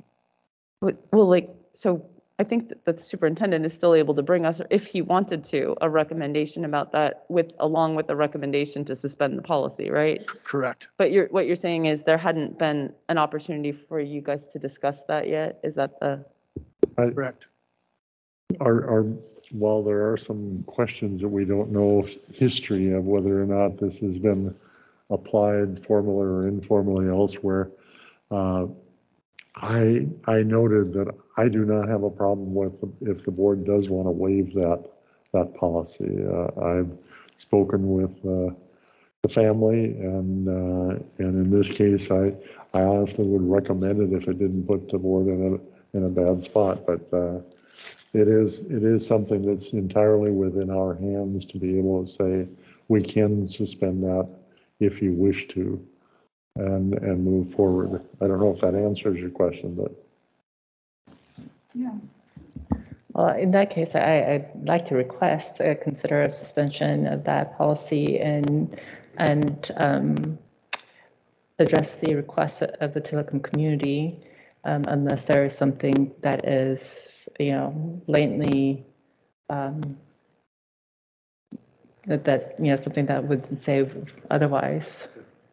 I think the main thing we want to be very careful is that we don't inadvertently step on some really sensitive situation that we're totally unaware of elsewhere in terms of the past. So we'd like to be able to have a little bit of time to come back to you with a recommendation. Okay, I see Joyce and then Seema. I think Seema had her hand up first, so go ahead. Okay. Seema? I don't see her at all now. I'm sorry, I accidentally got dropped. Can you hear me okay? Yeah, now we can. Okay. All I wanted to say, and so I apologize if my hand is still up, I'll bring it down as soon as I figure out what to do here. All I wanted to say is that I want to be mindful that this was not an agenda item, and that I've been reminded before and want to ensure that I respect guidance I received, including from our general counsel, not to midway add something in the director discussion. So I think what I'm hearing is what I'll call general support for this, and it seems like something maybe we could bring up at our June 2nd or June 9th meeting, and perhaps in the meantime, the superintendent could also, to Director Chu's point, give us a recommendation, and that would give us some time to think about it as well. But I concur with what Director Aras has said. So that was the only thing I was going to give contextually in terms of board business and director discussion. We were going to vote on it. We were just going to ask to find out more. It wasn't about to vote. It was about trying to have a discussion whether this is permissible or not. And so that's the clarity, clarification that I was asking. But thank you. And when you do look into it, I would like to know just what was the rationale for the 5 years? Like, if we do suspend it, what were they thinking when they wrote that?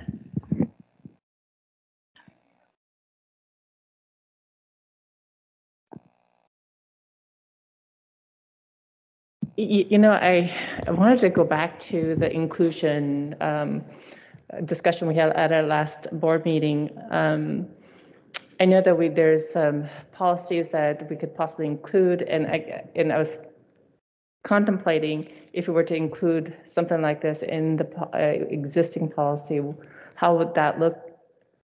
How I would say the general education system look at that, because when we think of special, one of the concerns I have about anything that has to do with special education is that we tend to silo it into that space as if only one side is impacted are the students and the teachers who work in that space or are students in that space.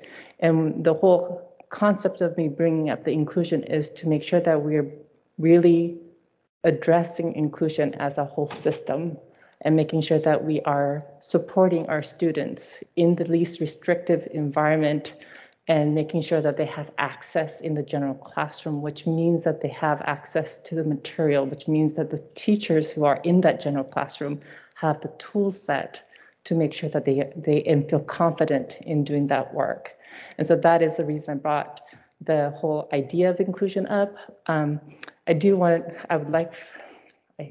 love for someone, John, Ava, to help me, if we're to add it to the policy that already exists, how would that look? How would the staff look at that policy? Will it have the impact that I'm hoping for?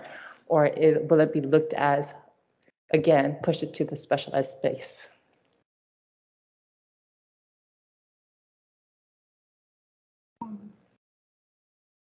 I don't quite know what to to say to that, other than that is echoing concerns we heard from special needs parents. Well, I think there's a questions posed, and Yeah. and the other suggestion that had been made, I don't remember if it was 2 weeks ago or 4, was that this be included as part of our policy exploration connected to the special education work. So I wonder if part of the answer to Director Aris's question may have to do with how we eventually sort out how the board directors can support that work, and whether or not, there's an opportunity for her to connect on that, because she. And perhaps work on a policy revision if warranted, something like that. But I mean, there's an ask, so am I catching that? Okay, do we have that? Because as we're moving along in our 8 minutes each, I think we're going to alphabetical, so that would bring us to Christine. I'll wait and go last because I got to say a bunch during the community listening sessions. And then I think it's, well, now you're asking me to alphabetize on the fly. Is it Seema next or Joyce? I think it's Seema. Yep. Sure. I think I wanted to basically say a few things and then also invite others maybe during my time on the topic of school visits. So my comment was just, I thought tonight was just really just a lot of positive moments.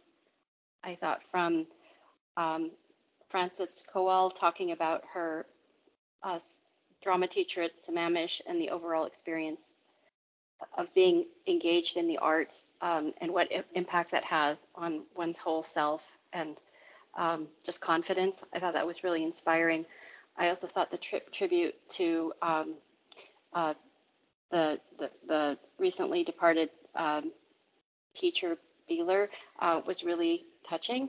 I also thought the Rocketry, as well as the nutrition services presentations, were just really inspiring. So I just have to say, I was really just moved by all the different presentations. So that's my comment. I think I also want to just invite others to give some feedback on our recent school visits. I found both the visits to Tillicum as well as Clyde Hill. I really was happy to be back at schools in person, and I found them really inspiring. I would love to use my time to get some input from others on just school visits, and what are you thinking about them? Does anybody have any comments about the school visits?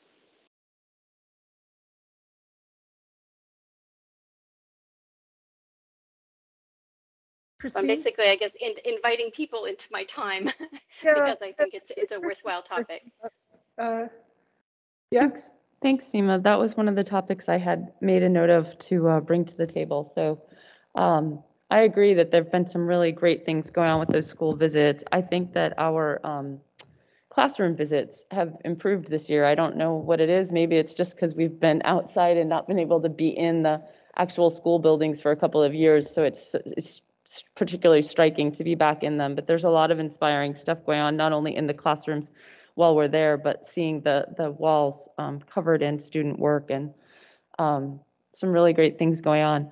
One of the wonderings that I've had during the visits is the community engagement and our parent engagement. In our last 2 visits, we've had very low attendance from the parent community. And I noticed that in the past, we used to have PTSA often sponsored the parent segment. They would, bring some snacks and be there. And I think that there's been some changes in how we're relating and how different parent representation is playing into the schools. And I think we're trying to really make sure that we're connecting with as many folks as we can. But I'm hoping that in that process, kind of wondering, what does it mean? And that we had such low attendance, that there wasn't a more deep connection with the PTSA or another organization or a set of organizations at the schools. I don't actually have a bunch of answers here, but I'm wondering out loud. And I'm also wondering things like, we have a whole collective impact organization that is really dedicated to helping the students in our area and bringing organizations together. And I'm not sure if PTSA is actually even a member of that impact organization. Are they part of Eastside Pathways? We're a founding member, but then I think there was some reason they couldn't sign back on. Oh, interesting. But I was definitely at formation meetings when Bill Henningsgard came Yeah. to PTSA Council. Yep. But anyway, I'm wondering about just different ways to get our community back connected together and how, if that's unique to the school visits by the board, or is that something going on with community engagement in general with parents right now as we get back to things? And how can we be a positive force in that? And how might we both benefit from it in school visits, but also leverage our school visits to be a way of really bringing our communities together when we go to the schools and making them feel like that they matter, because they do. And so don't have answers, more wondering, and maybe an ask of the superintendent to say, how could we be supportive of that element of the visit? How could we leverage that for something that would help build community and contribute to that? Well, I was going to speak to one point that you raised. It's hard to index the voices of just a couple parents, but I was able to ask a few parents after the Tillicum meeting, did they know about our visit? And the same with Clyde Hill. Again, just a few parents for each school. And in each case, I think the answers were a variation on a theme of, we tend to come if there's a problem. So I don't know that that speaks for everybody, and I'm not suggesting it does. But I think I would just share, that's what I heard, but I don't think that's the whole story. I also am just reminded of, I think, the point that Edmund made at Clyde Hill, that maybe there's not a complete alignment on what PTSA role might be played school by school. So I was going to say, go back to directors Shuey and Watson on just PTSA and what ideas might people have. I know you put it to the superintendent. I'm also just curious about your point to PTSA. So it's more wonderings, but it's also a little bit of what I heard from a few parents. I think Joyce had her hand up. Thanks. And I don't want to intrude too much on Seema and your time that I know is dedicated to the visits to the schools, because my comment is not exactly related to the visits to the schools, but I raise it because when we talk about the visit to the schools, I think it's really important, like when you take art and they talk about the invisible space, to think about the kids who are in the virtual academy, and they are really, really, families are struggling, kids are struggling, and it is nice to talk about these things, but it can be pretty triggering and traumatic to feel like your community is talking a lot about things that don't really relate to or support the kids who are in that situation. And so I raise it in this context because to me, it's a very dramatic juxtaposition of, what some kids are getting in terms of the teachers, in terms of the curriculum, in terms of the visits, and what other kids aren't. So if there is something we can do to better accommodate, as I said, with the nutrition services, there's just, and to your point, President Serafan, about why people might not be showing up.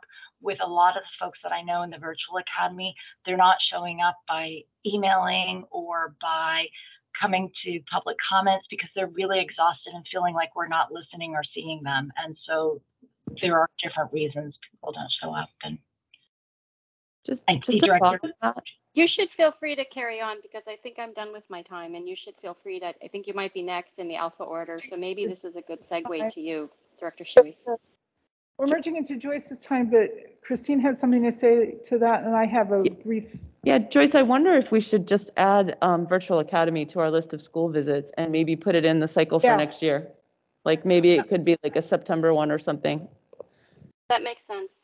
That's to mind for me too. I just wanted to say, I think when I tried to investigate what happened at Tillicum, there was a sense from PTSA Council, at least, that I guess the principal had it in his newsletter, but maybe hadn't communicated as directly with the PTSA. Didn't get in the PTSA Facebook page, which is where people look for a lot of stuff. But I'm thinking we might be able to resolve this by just making sure we reach out to the appropriate PTSA as part of organizing the school visit. They can get it out to some more people than we've reached. Yeah, I'll say that what I said earlier about the communication. It's just, we are also, we've got so much going on that seeing it a few times more is okay, especially for things that are important. Okay, so we're squarely in my time, I guess. There were 4 different things I want to talk about. One came up this evening as I listened to the tribute to our many teachers, Ms. Bueller and Mr. Brown, who led the Rocketry team. And it is just remarkable, the teachers that we have in this district. And I'm glad that we're making space for telling those stories. And so more than a discussion, it's just a comment that I want to commend our teachers, and I want to thank our teachers for all their service and under really difficult circumstances. And so thank you to any teachers who are listening, and just invite people to continue to tell their stories, especially students, on how moved they have been and inspired by their teachers. And then the 3 that I wanted, even before this meeting, to raise are, one of them is on the discussions we've had recently about encouraging mask usage. And I wanted to just raise a couple of anecdotes. One is that I have been to the AP exam, and this morning, for example, I saw about 50 kids lined up waiting to get into the AP exam. And every single student I saw was wearing a mask, even outdoors. And I thought that that's quite, a testament to the commitment that the kids have to keeping each other safe and keeping our teachers and staff safe. And so wanted to, as I said in our resolution several weeks ago, thank those who can wear a mask for continuing to do so as we sort of ride this next wave. Some of the things that I have heard from the community about how our resolution is being communicated, and I appreciate that there was a communication immediately after our unanimous adoption of the resolution. The downstream impacts are still varied at best.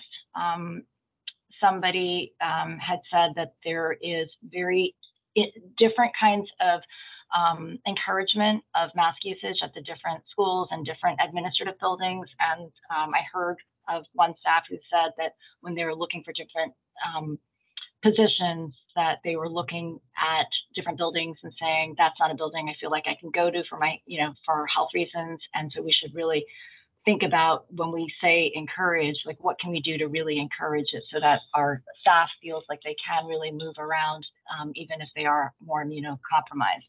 I also heard about some families who had a situation where their child was sitting next to an unmasked child who happens to be a child of somebody senior at the school. So they felt very awkward and didn't feel like the senior person at the school was at all encouraging. And so the more that we can get, and Superintendent, I'm directing some of these comments to you too, to try to get that message out that we are encouraging that would help some of those kids and staff who are in a situation of feeling awkward is the word, and reluctant to raise it, even though their health is at risk. And then on this topic of encouraging mask usage, another item that came up was that I did ask if we could have an AP exam room, because the kids are in there for several hours together. That was for sort of like in the old days where you would have smoking and non-smoking, to have a room for children and staff who are masked, and was told that that's not possible, but we should be able to make that possible when that request is made. So those are a couple of items on encouraging mask usage that I want to mention. If anyone has anything to say about any of those? Joyce, could you just clarify? I'm not sure I followed you on having a room for kids who are masked. I don't know what context that was in. Oh, yeah. So if there is a child who is concerned about a COVID risk for themselves or their family, we should be able to put them in a room with kids who are all masked, because right now kids have to sit in a room with unmasked children and adults and sit there for 3 hours, and it is higher risk for them than our board meetings. Thanks to everybody at the board meetings for being masked, but the kids who are taking AP tests don't have the great environment that everybody in the room right now is in. So your context was testing. Testing, yeah. It's others as well, but I think this would be harder to accommodate. But I feel like when you've got 120 people testing, that we should be able to break out a room for kids who need to be masked. Thanks for asking that clarifying question. Oh my goodness. I'm going to say something strange. I am wandering around with a carbon dioxide detector to see how safe I am. And right now, our air right here is just about as good as outside. We're just slightly, we're 479 parts per million or whatever carbon dioxide, however it's measured. But when I walked in right after the AP Chinese exam, this room was at over 1400, which is clearly in a dangerous range for, you're rebreathing about 10% of the air you're breathing in is other people's air at that point. So it's a concern, but opening the door works absolute wonders. So we just need to be thinking. Yeah, we should, all of these things. It would be great if we could have carbon dioxide monitors in different places as upon request to try to get a sense of that. Yeah. Okay, and then I'm going to forgo my third one because I'm running out of time, but my second one that I wanted to talk about is that we, as board members and the superintendent, received an email from a community member asking us to support a proclamation on gun awareness. And June 3rd would be Wear Orange Day. And the proclamation is in our inboxes, but I will also bring a formal motion to the next board meeting. And it is, as you know, for anybody who's listening to the meeting, it talks about the number of people who are lost to gun violence every year in the country. We have roughly 26 times the number of gun homicides than other similarly situated and wealthy countries. And there's a list of reasons why we should, as a school, protect our children from gun violence, and while protecting the Constitution and the Second Amendment, there are very compelling reasons stated for why it is that, you know, we need to make sure that we keep guns out of the hands of people who should not have guns, as we have also seen in Buffalo just this last weekend. And I think that the combination of what just happened in Buffalo, and every day there's new news, and this email that just came into us requesting the proclamation of Wear Orange Day, which would be in solidarity with a child, a 15-year-old who lost her life to gun violence. Her friends put this together as a way to honor her because orange was her favorite color. And I think it's something simple we can do and something important we can do to bring awareness. And as I said, we'll bring that motion next week. Okay, I am aware that we were going to just for clarification, Director Shuey, I thought you meant June 2nd. Sorry. Yeah. So I think I was planning to put it on the schedule for June 2nd. Yes. Sorry. When I say next week, I meant next board meeting. Thank you. I was just trying to interject to say I'm aware we're about out of time, but if we could have a few more minutes, Joyce could finish her thought, and then I wanted to tell you something about the audit, but I just wanted to interrupt to say, is that okay with everybody? I'm not anticipating more than 5 minutes over, okay? So, Joyce, do you have something else you want to do to finish that thought? No, it's just whatever the mechanism for bringing, I called it a motion, but a proclamation or a resolution. The last thing I want to say is that the city of Seattle did, from what I understand from the person who wrote to us, and I spoke to her on the phone, they did adopt that. We had a similar resolution, not similar, but we had a resolution on the same topic, apparently, she said in 2018 or 2019. And so if I could ask the staff to help us find that so that we can have that information to consider for the June 2nd meeting, that would be great. And if we could pass it on June 2nd, that would be really awesome, so that on June 3rd, and even before then, everybody can start talking about it. So thank you. Thank you. Is there an owner for that item? I'm assuming it was. Okay, yeah, we've got an owner. Hannah will follow up on that. And then I just wanted to spend a few minutes of my time talking a little bit about what we learned at the audit this morning. And there's just one point that I think you guys are going to be really interested in. Well, there's a couple of points, but when they audit for a number of different things. So they looked at accountability, and they concluded that the district did comply with all the laws and policies that they examined. So that's good.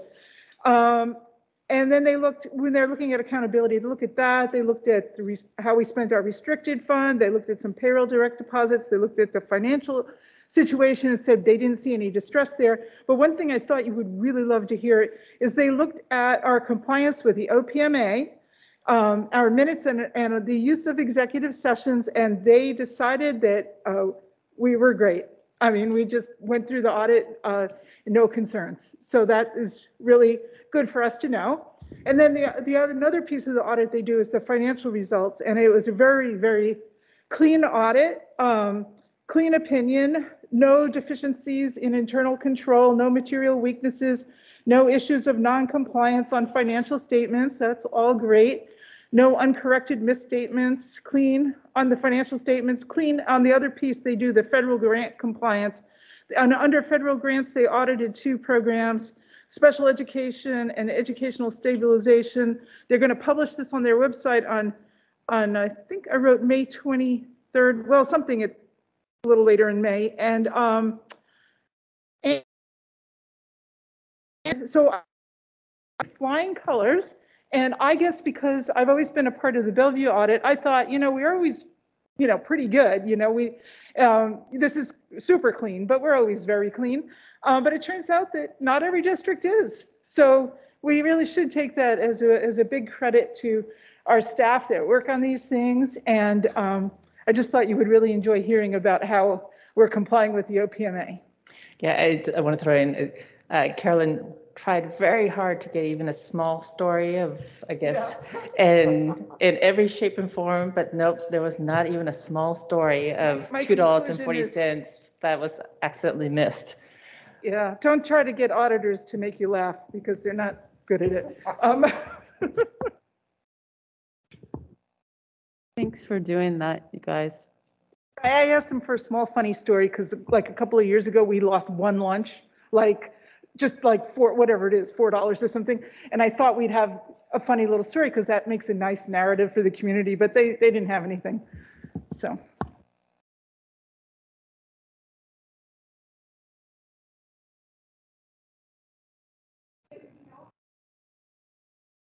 I talked during most everyone else's time, so I don't need an extra time. But I will say that Jane and I are going to talk to the superintendent and some staff about some advocacy work next week.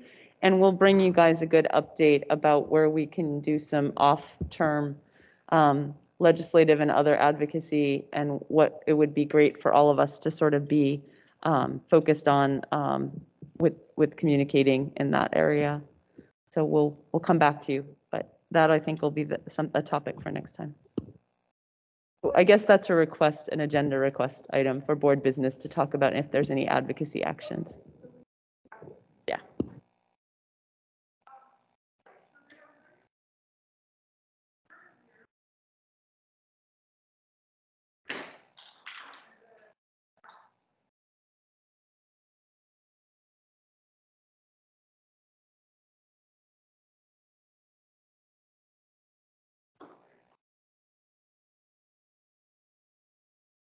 Is there still audio?